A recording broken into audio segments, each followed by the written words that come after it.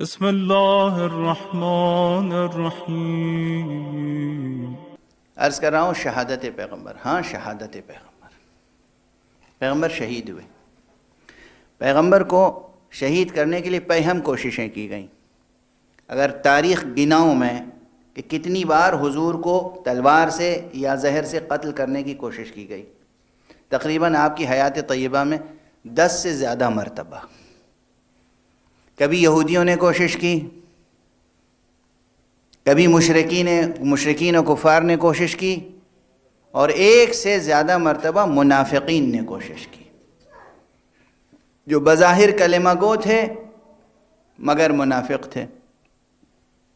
بچپن میں جب ابھی آپ کی والدہ تشریف فرما ہیں جناب آمنہ بنت وہب، اس وقت جب حلیمہ سعدیہ لے کر حضرت کو مکے سے جا رہی ہیں، اس وقت یہودیوں نے کوشش کی کہ اسی وقت حضرت کو قتل کر لیں۔ بچپن میں کوشش ہوئی۔ پھر اس کے بعد بنو نضیر نے 1 مرتبہ یا 1 سے زائد مرتبہ حضور کو قتل کرنے کی کوشش کی۔ خیبر میں یہودیوں نے حضرت کو زہر دیا، تاریخ میں موجود ہے۔ تبوک سے واپسی میں مدینہ پہنچنے سے پہلے حضرت ناقے پر، اور ناقے کی مہار عمار یاسر کے ہاتھ میں، اور ساتھ میں حذیفہ یمانی ہے، اور جب آپ وادی سے گزر رہے تھے، ایک خطرناک وادی سے، عقبہ سے، تو وہاں پر منافقین نے جو حضور کے زیر پرچم حضور کی فوج کا حصہ بنے ہوئے تھے، انہوں نے چاہا کہ پیغمبر کو وہیں قتل کر دیں۔ یہ تاریخ ہے، یہ تاریخ ہے، اور یہ وہ واقعہ ہے جس کا کوئی مسلمان انکار نہیں کر سکتا۔ جیسے کل میں نے عرض کیا تھا کہ حضور کی یہ مظلومیت ایسی ہے جس کا کوئی انکار نہیں کر سکتا کہ آپ کی شہادت کے بعد، وفات کے بعد، وصال کے بعد 2 دن تک کم از کم آپ کا جسم مبارک دفن نہ ہو سکا۔ اسی طرح اس واقعے کی، قتل پیغمبر کی اس کوشش کا کوئی انکار نہیں کر سکتا، صرف یہ کہ ناموں کا اقرار نہیں کر سکتے۔ حالانکہ پیغمبر نے سب کے چہرے دیکھ لیے تھے، پیغمبر نے سب کو پہچان لیا تھا، پیغمبر نے سب کے نام عمار یاسر کو بھی پہچانوا دیے تھے، انہوں نے خود پہچانا تھا، اور حذیفہ کو سب کے نام بتا دیے تھے۔ تاریخ کوئی اس کا انکار نہیں کر سکتا، کوئی نہیں کر سکتا۔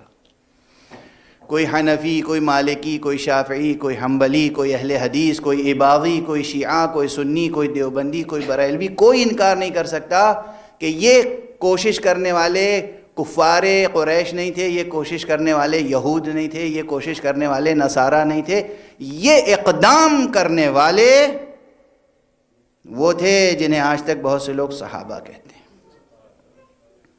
حضور کو قتل کرنے کی کوشش کی گئی۔ سبب کیا سبب ہو سکتا ہے؟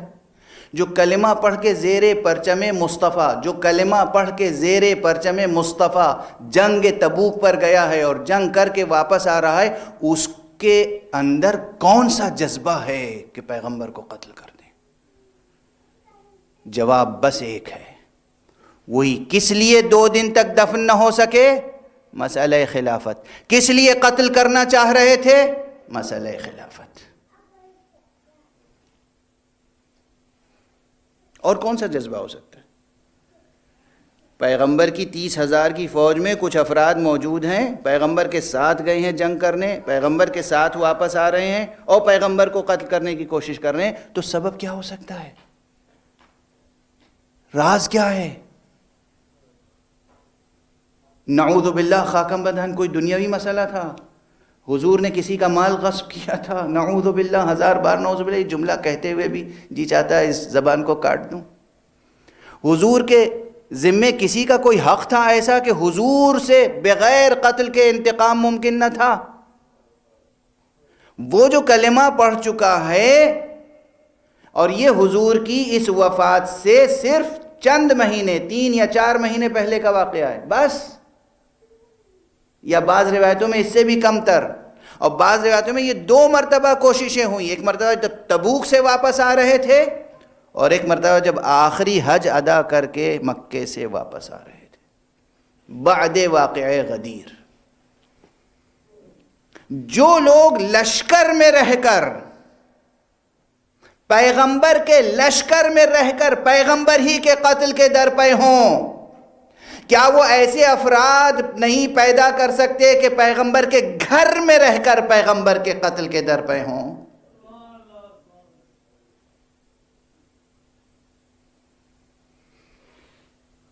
کچھ زیادہ ہی وضاحت سے تجزیہ کر دیا میں نے، اور یہ حق ہے۔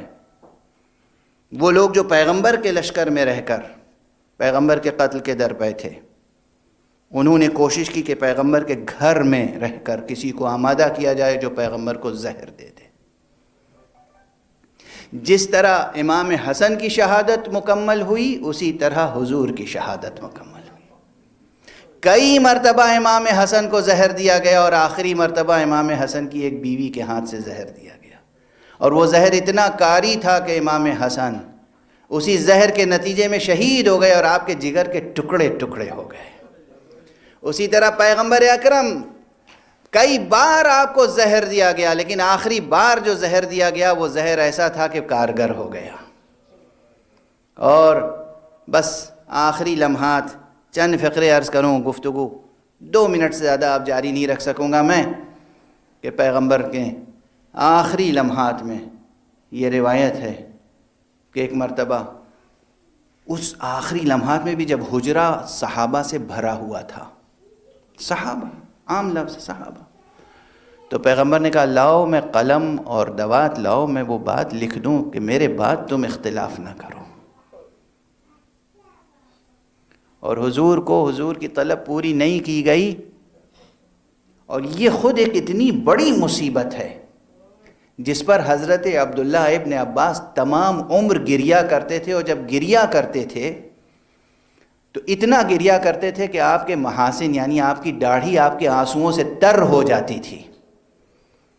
وہ کہتے تھے ہائے وہ دن میں بھول نہیں سکتا، بھلا نہیں سکتا جس دن رسول نے قلم مانگا اور آپ کو نہیں دیا گیا۔ قلم مانگا اور نہیں دیا گیا، یہ اتنا بڑا مسئلہ ابن عباس کے لیے کیوں تھا؟ اس لیے کہ اولاً رسول طلب کر رہے ہیں ایک معمولی سی چیز، اور پھر جو رد کیا گیا، جواب دیا گیا، وہ اتنا اہانت والا جواب تھا جس میں پیغمبر کی اہانت تھی، پیغمبر کے لیے اذیت ناک بات تھی۔ انہو لا یہجر، نعوذ باللہ، ان پر درد کا غلبہ ہو گیا ہے، یہ بہکی بہکی باتیں کر رہے ہیں، اور جب کسی نے اصرار کیا تو اور اس سے بڑھ کر گستاخی کی گئی ہے، سب کتابوں میں موجود ہے۔ خدا کی قسم پیغمبر کی اہانت ہو تو ہماری آپ کی آنکھوں میں آنسو نہیں آئیں گے؟ کیا یہ واقعات ایسے ہیں کہ ان پہ پردہ ڈال دیا جائے؟ اور پھر بہرحال جس کا بھی دیا ہوا زہر تھا وہ زہر کام کرتا رہا۔ پیغمبر کی نگاہوں کے سامنے لوگ تمرد پر اور بغاوت پر آمادہ نظر آ رہے تھے۔ پیغمبر نے ایک مرتبہ ان لوگوں سے یہ بھی کہا، آخری وقت میں بھی یہ حدیث ارشاد فرمائی ہے، جب کہا کہ لاؤ میں ایک ایسی دستاویز لکھ دوں کہ میرے بعد تم گمراہ نہ ہو، پھر فرمایا کہ انی تارک فیکم خلیفتین، میں تمہارے درمیان اپنے 2 خلیفہ چھوڑ کر جا رہا ہوں، ایک اللہ کی کتاب قرآن اور ایک میرے عترت و اہل بیت۔ اور پھر علی علیہ السلام کی طرف اشارہ کیا، دیکھو یہ علی ہیں، علی مع القرآن والقرآن مع علی، علی قرآن کے ساتھ ہیں، قرآن علی کے ساتھ ہیں، یعنی میں جو 2 چیزیں چھوڑ کے جا رہا ہوں یہ ایک دوسرے سے جدا ہونے والے نہیں ہیں۔ یہ پیغمبر نے اس آخری وقت ارشاد فرمایا ہے، اور اس کے بعد پھر سب سے کہا جاؤ میرے پاس سے ہٹ جاؤ، چلے جاؤ، میری موجودگی میں تمہیں اختلاف کرنے کی اجازت نہیں ہے۔ یہ سب کلمات مقام مصائب میں عرض کر رہا ہوں چونکہ اب وقت نہیں ہے، ورنہ یہ بعین ہی یہ کلمات قرآن مجید میں موجود ہیں، بعین ہی یہ کلمات، یہ مفاہیم، یہ مضامین قرآن مجید میں موجود ہیں۔ پیغمبر نے سب کو اپنے حجرے سے نکالا، لیکن ایک مرتبہ فاطمہ کو آواز دی، اپنے قریب بلایا، فاطمہ کا سر اپنے سینے پہ رکھا، حسن کو بلایا اپنے پہلو میں، حسین کو بلایا اپنے پہلو میں، اور خود اپنا سر آقا امیر المومنین کے سینے پہ رکھا اور بلند آواز سے گریہ کیا. اجرکم علی اللہ، اجرکم علی اللہ. خود رسول اللہ نے بلند آواز سے گریہ کیا. اور اس کے بعد میں کیا عرض کروں کہ کس کس طرح سے حسن کو پیار کر کے کہا بیٹا تمہیں زہر دغا سے شہید کیا جائے گا، صبر کرنا. حسین سے فرمایا پیغمبر نے بیٹا تمہیں کربلا کی آزمائش سے گزرنا ہے، صبر کرنا.